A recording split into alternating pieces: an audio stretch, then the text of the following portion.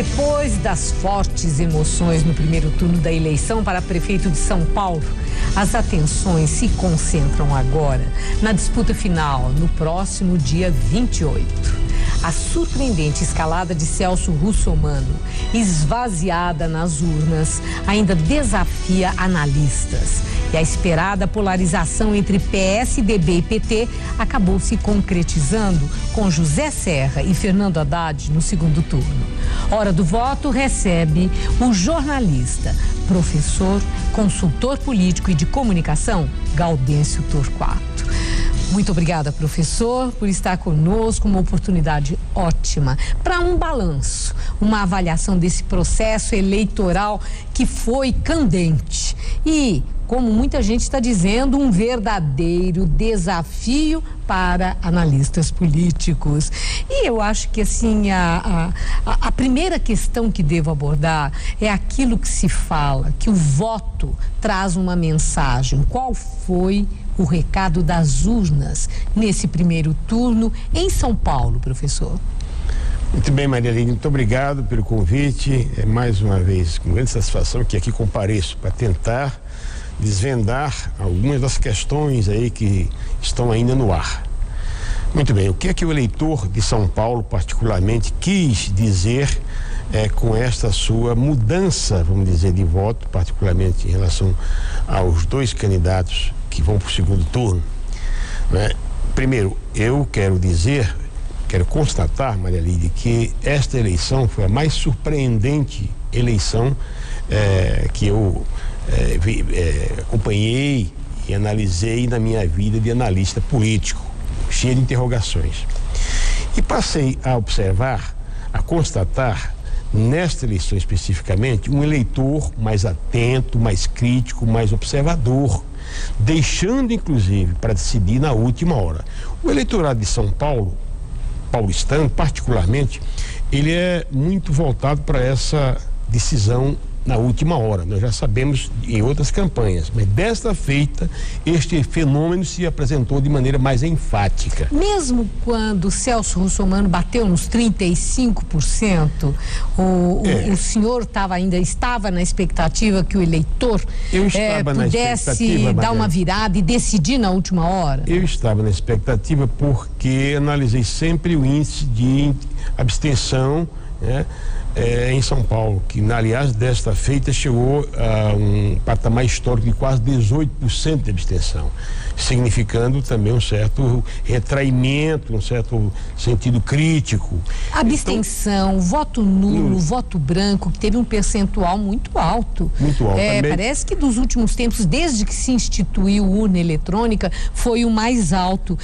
Isso é desalento com políticos? É descrença? É um pouco de tudo isso. Na verdade, descrença com a política, afastamento, distanciamento da esfera política, uma maneira de dizer a política como está, eu não concordo com ela.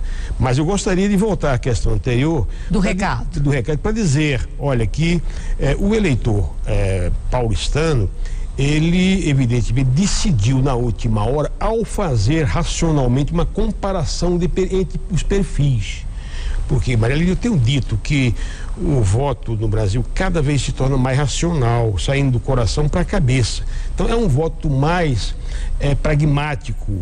Eu digo sempre que São Paulo agrega 10 grandes cidades dentro dela e cada cidade dessa tem exigências específicas, tem demandas próprias. O eleitor da Zona Leste, da Zona Sul, da Zona Norte, enfim, da Zona Oeste, esse eleitor quis sentir programas mais voltados para suas demandas imediatas. Então, na minha visão, as respostas dadas pelos candidatos a essas demandas, essas respostas foram fundamentais para o processo seletivo de última hora. Quando nós falamos do recado das urnas, também em relação assim, ao conjunto do país, óbvio, houve uma mensagem. Havia o fator mensalão. Esse julgamento do chamado mensalão pelo Supremo Tribunal e a condenação de lideranças importantes do PT. Houve impacto do mensalão no resultado das eleições, tanto em primeiro turno como daquelas que se concluíram? Vamos tentar fazer uma relação, então, entre mensalão, política e esfera eleitoral.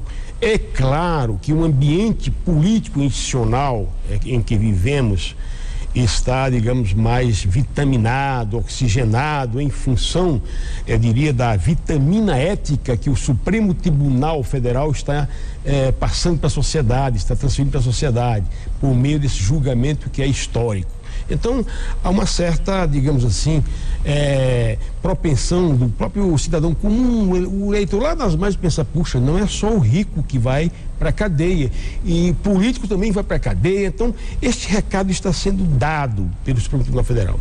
Sem dúvida nenhuma, então, portanto, que o mensalão passa a, digamos, a impregnar, né, a esfera política. Agora, eu não vejo ainda que o mensalão tem impactos contundentes. Ele, evidentemente... Em candidatos ou do PT, por exemplo, porque quando se questionou o impacto é exatamente sobre o resultado eleitoral para o PT. O Haddad, por exemplo, não chegaria ao segundo turno caso o mensalão tivesse efeitos contundentes sobre o PT. Até porque eu vejo que o mensalão, ele num primeiro momento, ele consolida posições, pontos de vista, abordagens já apropriadas por segmentos médios.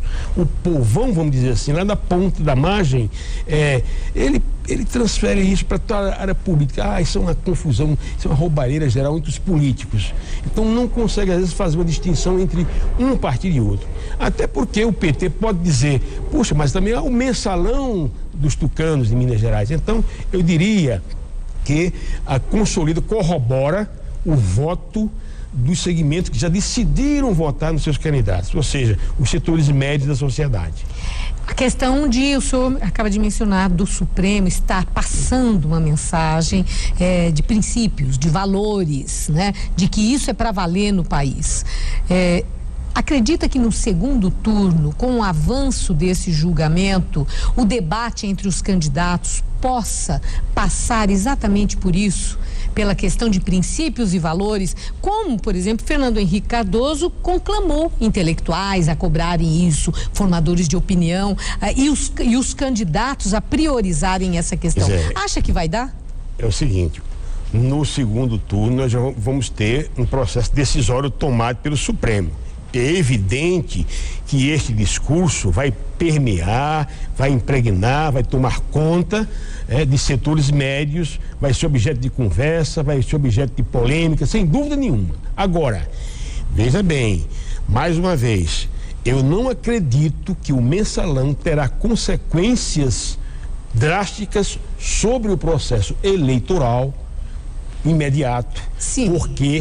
Porque o eleitor age muito mais de acordo com a micropolítica do que com a macropolítica. Digamos que o mensalão faz parte da macropolítica, dos assuntos genéricos, gerais da sociedade, enquanto a micropolítica diz respeito aos problemas imediatos das localidades do distrito. O presidente Lula, ele, é claro, no papel dele, esvaziou o significado, a importância desse julgamento e ele não chegou propriamente a desmerecer, ele deixou isso para ser uma conversa para depois, mas chamou a atenção que o cidadão está muito mais preocupado com o problema da rua dele, do bairro dele. Ele quer um síndico que resolva os problemas do dia a dia. É isso mesmo. Olha, eleição para prefeito, o que as pessoas querem é que haja o atendimento da saúde, que os meninos vão para a escola, que nas ruas não haja buraco, que o trânsito melhore, que o transporte público funcione. É isso que o eleitor quer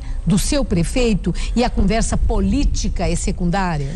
Veja bem, eu quero dizer que o eleitor decide de acordo com também valores, sem dúvida, né? Mas sempre partindo esses valores do centro da sociedade para as margens. Sempre me lembro dos ciclos concêntricos, a pedrinha no meio da lagoa. Eu acredito que as margens da lagoa, né, ou seja, o eleitorado das margens está realmente querendo soluções mais pragmáticas, imediatas para suas demandas. Mas isso sempre foi assim. Lembra do rouba mais faz? Quer dizer, o eleitor não dá muita bola se está roubando. Isso é uma coisa que vem lá de trás. Mas, Maria Lídia, esse processo, vamos dizer assim, de decisão por conta de valores políticos, éticos, morais, essa decisão, na verdade, ela não se toma, não se dá, não se desenvolve da noite para o dia. Olha, eu tenho sempre dito que nós avançamos a cada ciclo eleitoral. Nesta eleição nós estamos bem mais adiantados do que no pleito de 2008, sem dúvida nenhuma. Mas eu não quero chegar à conclusão, não posso dizer isso, sou pena de arriscar a errar, de que neste ano o eleitorado vai votar de acordo com princípios morais. É uma esperança que eu tenho, que nós temos, que o povo brasileiro deve ter. Mas eu não acredito absolutamente que esse processo seja tão revolucionário, tão imediato. Graças a Deus, o Supremo Tribunal Federal está, julgando este caso, que é um caso escandaloso e histórico, graças a Deus, e evidentemente esse discurso vai vingar mais adiante. Começa a vingar já, mas eu diria que os resultados na margem chegarão mais em termos de futuro. Professor, essa eleição em São Paulo teve um fenômeno que foi o espanto, que foi o fenômeno russomano. Um homem de mídia que deslanchou com muito conforto no início da corrida eleitoral, bateu nos 35% e depois entrou num processo de decomposição quase que na mesma rapidez com que subiu. Como é que o senhor explica o fenômeno russomano, que caiu nas graças do eleitor e esse mesmo eleitor o descartou com tanta facilidade? Pois é, eu uso sempre a imagem do voo da galinha, né? Todos conhecem o simbolismo do voo da galinha. A galinha voa e cai, não consegue sustentar o seu voo, né? E a pergunta que os analistas se faziam era essa: esta galinha, no sentido simbólico, ela vai continuar subindo? Eu, por diversas vezes, manifestei a minha inquietação nos meus escritos. Será que ele sustenta esse posicionamento? 35%?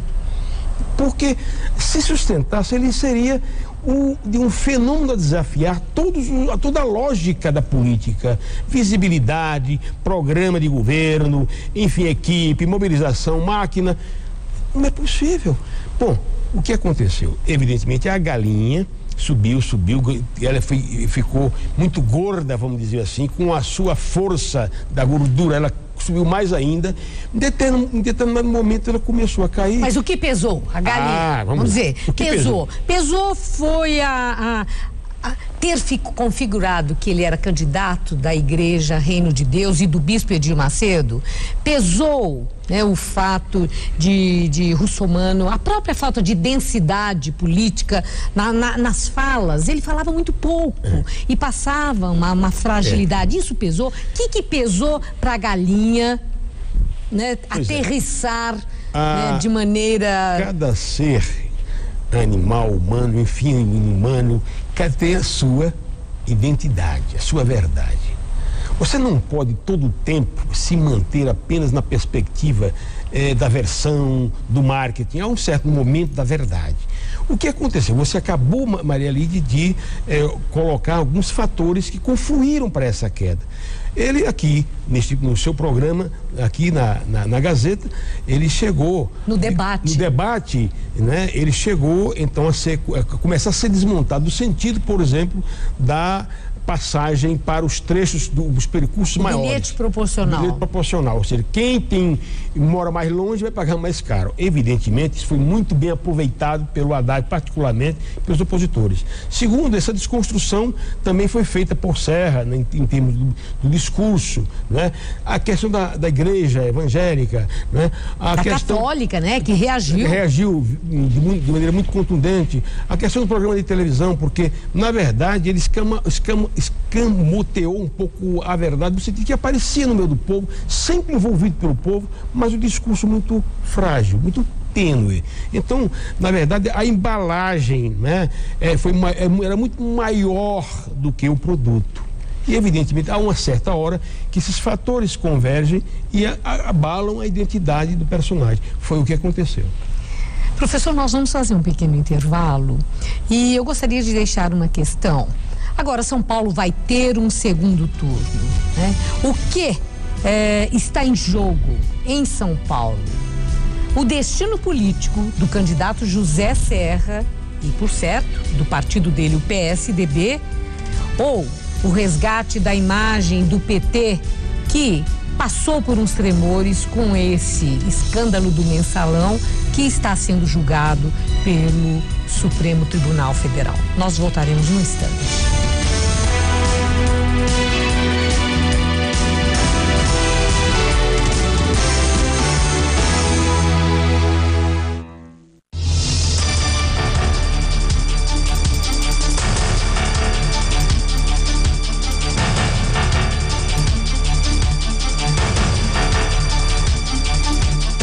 Fatos que marcam a história e mobilizam a sociedade, você vê no Jornal da Gazeta, de segunda a sábado, 7h. Hoje, mais de 4 milhões de alunos têm educação em tempo integral. Com o programa Mais Educação, desde 2008, mais de 32 mil escolas públicas municipais e estaduais oferecem diversas atividades extracurriculares.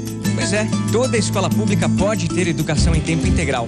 O Ministério da Educação tem um programa só para isso, com verbas repassadas diretamente para cada escola. Quer saber mais? Visite o portal www.mec.gov.br. Ministério da Educação, Governo Federal. O projeto Acervo Casper Libero vai digitalizar e disponibilizar gratuitamente um patrimônio do jornalismo brasileiro. O acervo dos jornais A Gazeta e a Gazeta Esportiva.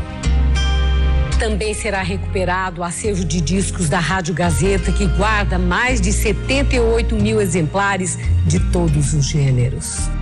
Patrocínio Projeto Acervo Casper Libero. Fundação Casper Libero. Comunicação a serviço da sociedade. Ninguém sabe como será o futuro dos jornais, dos eventos corporativos, das campanhas publicitárias, ou ainda do rádio e da televisão. Mas sabemos que ele pertence àqueles que são como você, que querem conectar pessoas, criar desejos, contar histórias verdadeiras ou inventadas. Comece seu futuro na Casper Libero. Mais de 60 anos de tradição. Professores com experiência no mercado. Agora com oportunidades de intercâmbio. Casper Libero. Formando os melhores profissionais da comunicação. Vestibular 2013. Inscrições abertas. No Brasil, o voto é obrigatório para todos que têm entre 18 e 70 anos. Se estiver viajando, você precisa justificar sua ausência em uma sessão eleitoral no mesmo dia. É preciso levar o título e um documento com foto. Caso não seja possível, você tem até 60 dias para regularizar a sua situação em um cartório eleitoral. Valorize o seu voto. Vote pela sua cidade.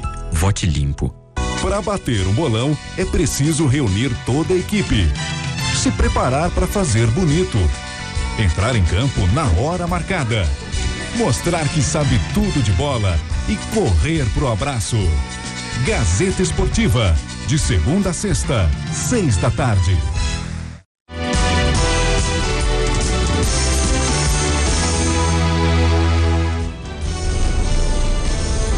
Estamos de volta com Hora do Voto, entrevistando hoje o consultor político e de comunicação Gaudêncio Torquato. Professor, a questão que eu havia deixado é o significado da eleição de São Paulo no segundo turno. O que é que está em jogo? Se é o destino de José Serra, destino político de José Serra e do PSDB, ou o resgate da imagem do PT, considerando o impacto desse julgamento do chamado Mensalão no Supremo Tribunal Federal. É bem mais do que isso, o significado do segundo turno. É mais do que a vida política do José Serra, que poderá ser enterrada ou poderá renascer, vamos dizer assim, né? Evidentemente, trata-se de trabalhar a perspectiva de 2014. São Paulo, capital, é a eleição mais emblemática do país. Aqui se congrega o maior eleitorado e o eleitorado mais racional, o eleitorado realmente símbolo do Brasil. O que acontece aqui tem repercussão em outras praças. Então, preciso qualificar primeiro essa questão. Segundo, é evidente que o PMDB e o PT querem trazer à baila novamente a velha polarização entre tucanos e petistas, né? Eu pergunto, mas o eleitorado... Para 2014? Até para 2014, porque, na verdade, quanto mais evidentemente, esse discurso esteja à baila, esteja sobre a mesa, interessa para os dois, porque afasta os outros parceiros, né? O eleitor começa a dar sinais, mesmo jogando os dois candidatos no segundo turno, dá sinais de que não gosta muito dessa polarização, quer ver programas, ações, daí porque eu não acredito, por exemplo, num discurso de mensalão no segundo turno, porque o candidato que resvalar por esta área, na minha visão, ele receberá, digamos assim, um cartão vermelho do eleitor. Aqui em São Paulo aconteceu a polarização, PSDB e PT, mas no resto do Brasil nós temos aí bons exemplos, né, de que outras lideranças foram, elas se reafirmaram. É o caso do governador de Pernambuco. A vitória de Recife teve um significado, não teve, professor? Nenhuma. A mesma coisa em Minas Gerais. O significado da vitória que aí envolve mais pessoalmente Aécio Neves. Então, são sinais. Então nós estamos vendo que sai dessa polarização. Claro, você está colocando aí sinais de uma renovação política, novos caminhos, novos atores, ou atores que já existem, que já estão no tabuleiro, mas que estão fazendo novas jogadas. Sem dúvida nenhuma que o Eduardo Campos é um ator importante, podendo ele, com essa vitória, o PSB, o partido dele é o partido que mais ganha com a eleição, na medida que faz 420 prefeituras, e evidentemente eleições em espaços importantes como Recife e Belo Horizonte, como você citou, podendo ganhar até em outras praças no segundo turno. Então isso significa que o PSB já começa a dar um cheque no tabuleiro no PT. Não é um cheque-mate ainda, mas é um primeiro cheque, porque dizem, olha, nós precisamos ser considerados, olhem para nós. É um aviso que o PSB está dando. Como já foi dito, né? Não estamos a reboque. Não estamos a reboque aliás, ele disse isso. Foi dito isso. Estamos a reboque. Eu vejo uma movimentação do Aécio nesse processo eleitoral, do Eduardo Campos, do Kassab, enfim, eu vejo que esses novos atores começam a se articular. E na eleição do segundo turno em São Paulo, os candidatos já deram as suas entrevistas. Hoje mesmo, segunda-feira, logo cedo, eu percebi o tom. O tom é de desconstrução da biografia do outro. E entrar com tudo, e forte. E a ênfase, né, naquilo que já atacaram no primeiro turno. Tanto Haddad, eu vi, como o Serra. Ambos parecem estar com vigor e disposição nesse sentido. E Marta Suplicy havia dito que Serra carrega fantasmas, que ele chega pesado. Haddad carrega fantasmas, mesmo que não pessoalmente, ele também chega pesado pelo partido que ele representa. É isso que vai acontecer, uma grande arena, quando ambos têm no horário eleitoral o mesmo tempo? Se isso ocorrer, se essa querela, essa brigalhada ocorrer, eu volto a dizer que o eleitor não vai gostar. Por mais que os candidatos marqueteiros façam esse assessoramento, até façam essa indicação, eu diria que há uma saturação desse discurso. É preciso que haja um discurso diferenciado em termos de propostas, de programas, de ideias, né? Eu vejo os programas americanos, 2 candidatos lá debatendo ideias, né? Na área da saúde, na área da previdência, né? Na área da economia. Essa desconstrução, na minha visão, ela está sendo colocada, e foi colocada ontem, né? Mas no sentido de um aviso e tal, mas eu não acredito, engraçado, eu não acredito neste discurso. O senhor acha que vai ser um embate em torno das ideias, dos projetos, dos programas de solução de problemas da cidade? Evidentemente que os assessores vão detectar os sistemas cognitivos, o pensamento do eleitor, e vão trabalhar em cima disso. Duvido que o eleitor responda que vai querer que um desconstrua o outro. Mas, de qualquer forma, ambos têm o mesmo tempo em televisão. E ambos têm pessoas de marketing político bem competentes, tecnicamente, têm o mesmo padrão. As campanhas, né, do ponto de vista do marketing político. O diferencial aonde vai estar? Será no debate? Aí 2 coisas. Primeiro, o Serra vai querer, evidentemente, evidenciar sua experiência, conhecimento maior da cidade. Ele vai realmente dar um show nessa área, não tenho dúvida. O Haddad vai querer evidenciar aquilo é que é mais próximo à identidade dele, que é a renovação, a mudança de situações, de programas, de costumes, etc. e tal. Então, o eleitor vai ter dois grandes valores: a mudança de um lado e a experiência de um outro. Eu diria que são os dois grandes valores que vão estar em confronto e esses valores serão escolhidos pelo eleitor. Agora, é interessante o senhor falar isso, porque pelo resultado final nós tivemos ali os dois com uma diferença mínima. Né, os dois que vieram para o segundo turno. Se fosse pesquisa, a gente ia dizer que era empate. A pergunta é em relação à mudança e manter uma linha conhecida, a segurança do conhecido e o risco da mudança. O eleitor de São Paulo é dado à mudança ou é mais conservador? Veja bem, é preciso colocar, em primeiro lugar, os patamares alcançados pelos dois. São patamares históricos de ambos os partidos. O PT teve até um pouquinho menos. O patamar histórico do PT em São Paulo está entre 30 e 35. Também o patamar do PSDB 35. Ambos estiveram abaixo dos seus patamares históricos. Preciso primeiro colocar isso aí. Muito bem, então não há muita novidade no que eles alcançaram em termos de patamares. A novidade, e se eu posso chamar de novidade, é um crescimento de um candidato que sai lá de baixo e chega até 28%. Então é mais Quer dizer, do Haddad, é mais novidade, saiu de 3% e chegou a 21, ali nos 28%. Porque o Luciano sempre se manteve. Quase 29%. De 30 e ficou na faixa dos 30%. Então eu diria que a novidade é essa. Se você considerar isso como tendência, eu não quero fazer nenhuma projeção. Eu apenas quero dizer que o eleitor pode ter dado um recado. Mas o segundo turno não é tido como uma outra eleição? Zera e começa tudo de novo? Não é assim? Eu, como analista político, discordo desta paisagem que os marqueteiros dizem. Não, é outra eleição. Não é outra eleição. Não é? Ninguém apaga. É continuidade? Ninguém apaga. É uma continuidade com uma nova versão.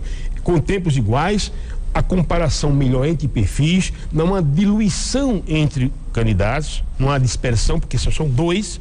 O eleitor vai trabalhar de maneira muito mais racional, muito mais lógica. E o que é que pode levar à decisão? São os apoios? Proximidade. Olha o termo. Os apoios? Não. Primeiro vamos trabalhar proximidade. O que é proximidade? Olha o termo, proximidade. Quem é o candidato que é mais próximo a mim? Quem é o candidato que tem a proposta que melhor vai contribuir para a minha situação social da minha família? Proximidade. Os apoios. É evidente que os apoios funcionam simbolicamente no sentido de dizer, puxa, se o Chalita teve 14% dos votos e o Russomano teve 23% dos votos, somando um com o outro, se esses dois candidatos forem para um candidato, a campanha está decidida. Não é bem assim. As pessoas não votam em partidos, votam em pessoas, em programas, não votam em partidos. É claro que para efeito de mídia, olha, os partidos, fulano está apoiando, ciclano e tal, tem um efeito simbólico. Mas na hora do voto, não se pense que os dois que vão para, o Chalita e o Russomano, não significa que por isso aquele candidato vai ganhar.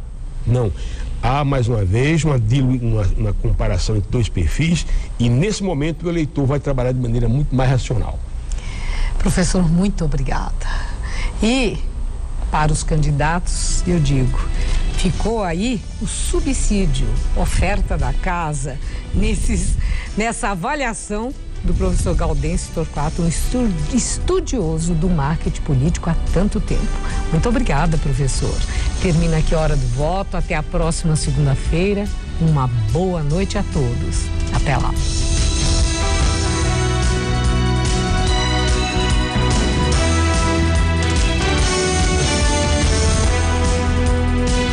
Jornal da Gazeta. Informação e compromisso com a verdade. De segunda a sábado, 7 da noite.